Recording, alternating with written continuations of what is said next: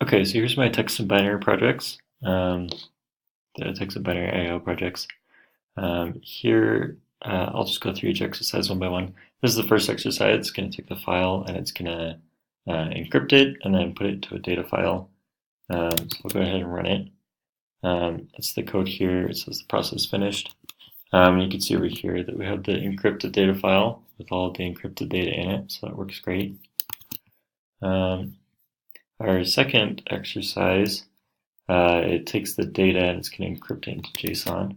So if we go ahead and run that into here, you'll see down here in the JSON file, if we open it up in Xcode, or sorry, Visual Studio, here's the data there in JSON.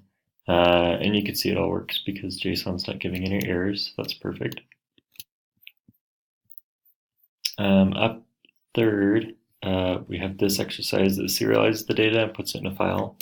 So I'll go ahead and run it. I'm just going to put that in the file. We can see that file is created here that wasn't there a minute ago. I can't open it because I don't have anything to open it with. What it's doing is it's making this user object. And you can see implement serializable. And what it does is it just has a constructor and then it has this print right here and a file that it's going to implement. So you can see over here that it's going to take those serialized objects and then it's going to print them out to the console down here. So we'll go ahead and we'll run that. And there you go. It was say it took stuff from the serialized file and it printed out all the information here. This last one takes the WHP and it encodes it all, or it puts it all into hex and then the decimal values.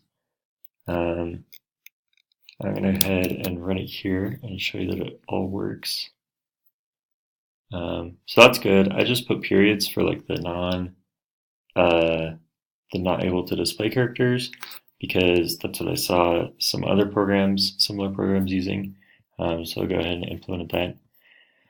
And then finally, I did notice down here that there is a couple flags, and then this hidden message stenography is so cool. I did notice that the strange PP repeating. I didn't see when the picture file exactly ended, when the other stuff was added on. Couldn't exactly determine that. I did notice this PK though. I do know that the PK usually indicates that there's a zip file.